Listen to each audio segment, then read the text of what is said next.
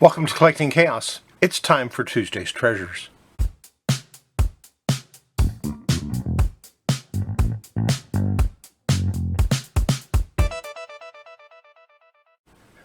Today I've got some comics for you and some toys and another comic. Let's get into it. This first batch, I picked these up from Horizon Picks on his Friday night auction. I didn't buy it during the auction. These did not receive any bids, and so I asked him afterwards what he would like to get for them, and we went from there. First one is Flintstones from, this should be from the 60s, October 1965 to number 30. It could use a clean and a press, and I will do that before adding it into my collection. It's not in the best shape in the world, but you know, with a clean and a press, the major problem will be down here, and I'm not too worried about that. All of these are mid-lower grades, so paid him a little more than I usually do for this sort of thing, but that's all right. We agreed on the price, so. This one should be from the 70s, so this is a Bronze Age Uncle Scrooge, which means it's reprints. 122, September 1975. Again, clean and a press would help this out a lot, but it's always going to be just a good condition copy regardless of what I do to it. So cleaning and pressing it will just be something I do for my personal enjoyment when I have time. And of course, the reason I take these out of the bags and boards is because I will eventually put them in Mylar, and until then, so that it doesn't become because I'm sorting all the comics in alphabetical order, whether they've been put in Mylar or not, in order to prevent me from showing a comic twice and adding it in as part of the Eternal Mylight project, is if they're not in a bag and board, that means I've shown them.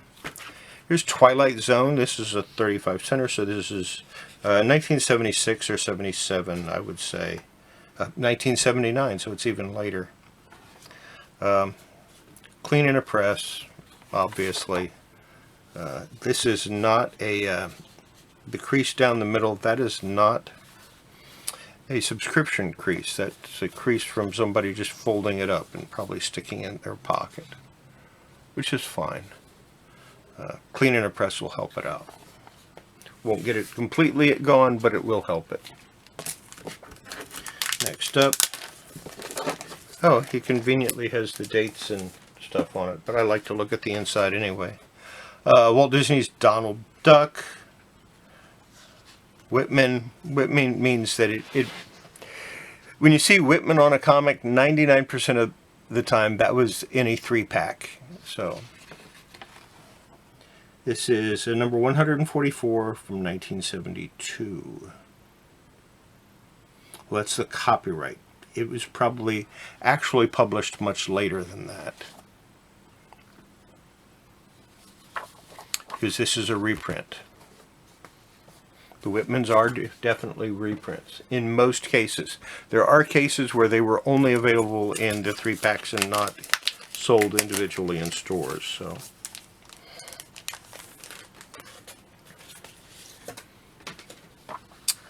Tarzan of the Apes. This is actually a fairly nice copy. I mean, I would put it at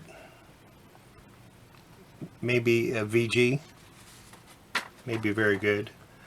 This is number 203 from September 1971. I might already have it. I don't know. I don't much care. If I do have it, this is probably in a little better shape than the one I've got. It does need a clean. Could use a press. I don't know why I say clean and press. Every time I clean something, I press it. So next up,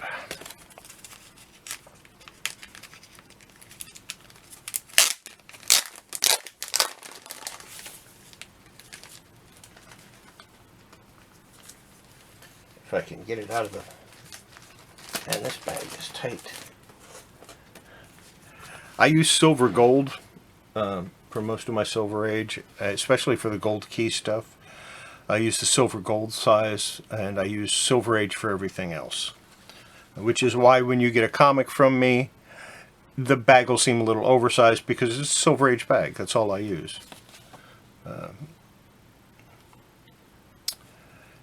Yeah, this artwork here on the back, yeah, that prevents it from ever being anything better than good to very good. It's got a star there that's indented. It's got a tear. Actually, somebody was cutting it out. So that'll need a little bit of mending. Yeah, this is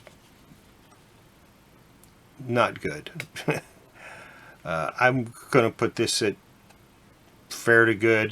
They've colored in his hair. Yeah. Yeah, this one's fair to good.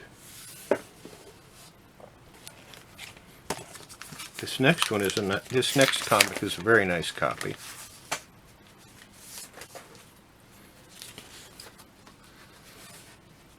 I didn't have this Daredevil in my collection. I finally admitted to myself that I do collect Daredevil. After buying a bunch of older issues from the Silver Age, I stopped, thought about it, and went, I collect Daredevil.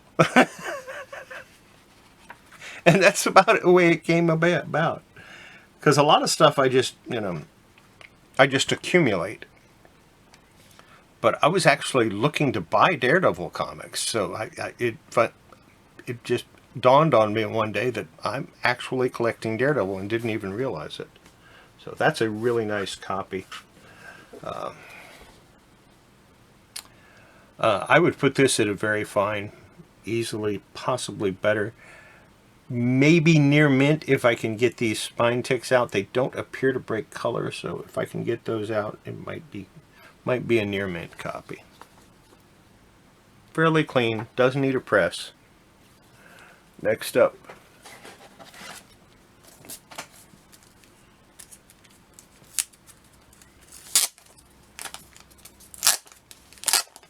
Now, I will show comics more than once on occasion. And normally what that occasion is if I get a complete run of something and I decide to share it. So, Elvira, Mistress of the Dark, #4 from Dynamite. I got this for two reasons. Number one, it's Elvira, Mistress of the Dark, but mostly because it's Lensner art. And I love Joseph Michael Lensner's art, so that was the purpose behind buying that. It is... Yeah, it's near mint easily. It's an easy 9.8 near mint to mint. Same with this, Lensner art.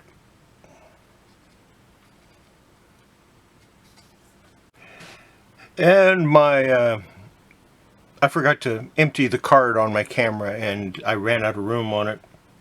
But fortunately I only lost about 10 or 15 seconds of video, so it's not that big a deal. But let me show you something. Let's go back to this Magnus Robot Fighter. And the reason you want to have a UV light source. Now hopefully this will show up.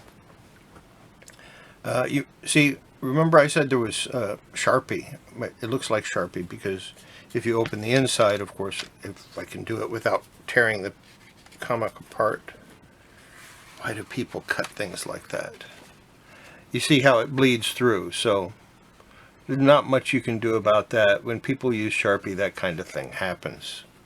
But let's take my UV light source and shine it on here. Do you see how it kind of glows? I don't know if you can see that or not. But if you look down here at the white, it's fairly light, and then you get up here and it kind of glows purple. And that's that Sharpie where it's going. And up here there's a little star. I don't know if it'll show that or not. But you can use that. I've seen people use a Sharpie on the edge to try to get rid of the spine creases that you can still tell are there. But if you use this, it'll make them glow a little bit. Like on the back here. The lights might be too bright for me for it to show up very well, but what happens is I end up with like a little halo around the black. Regardless, having one of these is really good, even if it's just a regular white light. You can take it and shine it oblique, and it'll show you every little ding, every little scratch, every little problem. I've used that with baseball cards to find dings and dents that people don't see with the naked eye, and it seems to work pretty well. But let's move on. I've got some toys to show you real quick. I've had these for a couple of weeks now. I just haven't bothered getting them out, but let's go ahead and take a look at what we got here.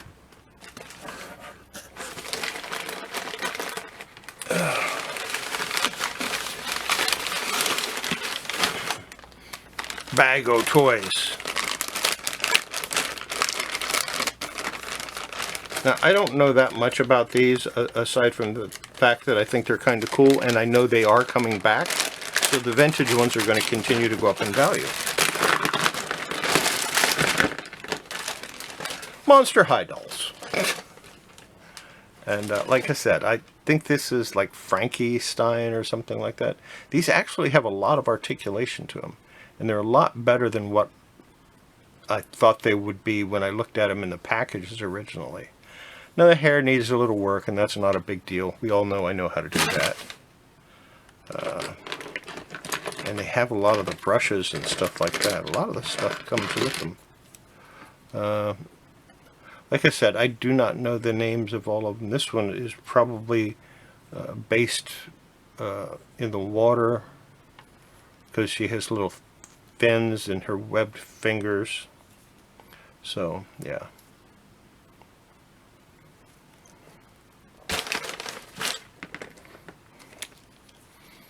I'll find out the names of them. I'll do a little research, figure out the names, clean them up, make them look presentable. And, yeah. This is, I think, Draculina or something like that.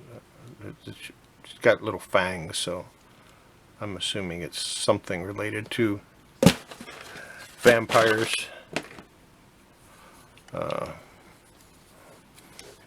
Have to cover that up. Again, got fangs. Don't know what it is. I'll figure it out.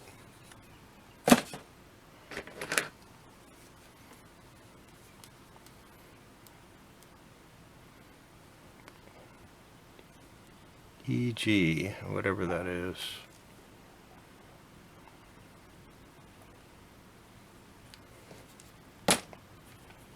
Got a few extra boots here. That's a pair. No, it isn't.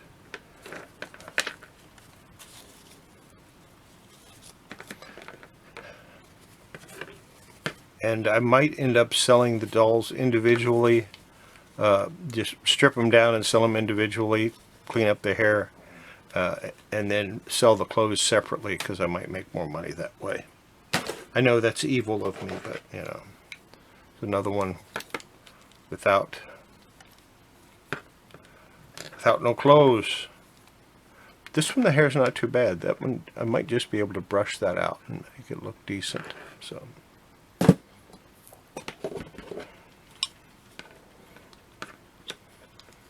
yeah.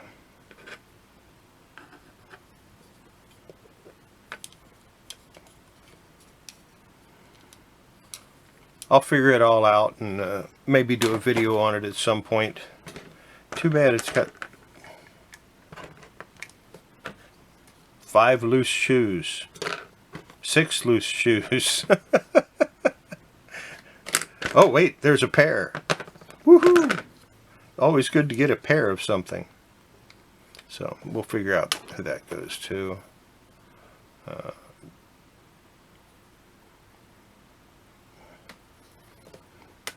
I'll figure out all this stuff eventually. Oh, a candy cane. Some combs and brushes, I'm sure. Let's see, 4, 5, 6, 7. That's good.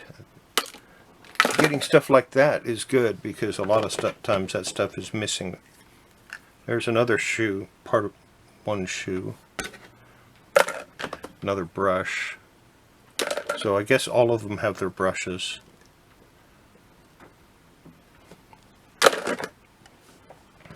Some spare hands. We'll figure that out later.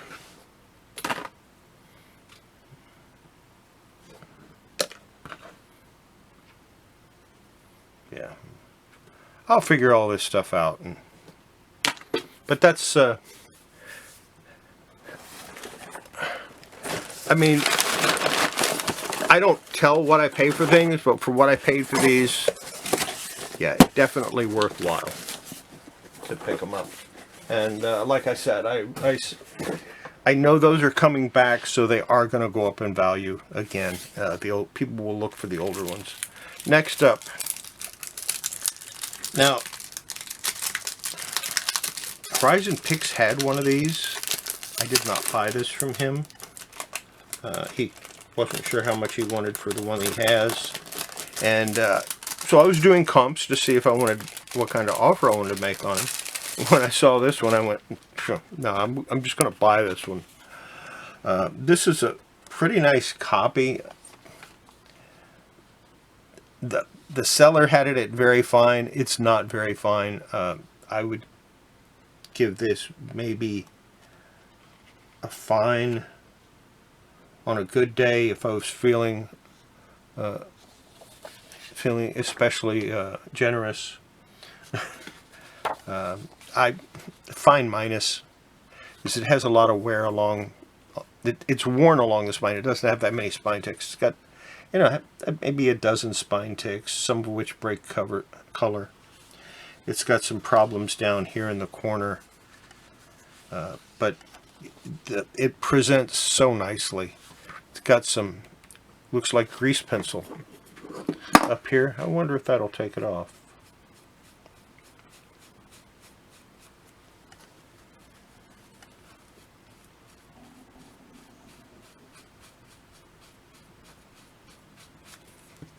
Yeah, with a little patience, I can get that grease pencil off of here with the dirt sponge. It just takes a little patience to do that. Definitely needs a clean and a press. I think a clean and a press, and I might be able to bring this up to fine minus, which is what I said it was in the first place. Oh well. I don't change the grades just because I clean and press something, people. You should know that about me by now. Anyway, that's it for this edition of Tuesday's Treasures. I wonder if I can get away with having that as my thumbnail. I'm going to try it, and I'll make a backup thumbnail just in case YouTube decide it's too risque. So, yeah. Take a picture of that and maybe make it as my thumbnail.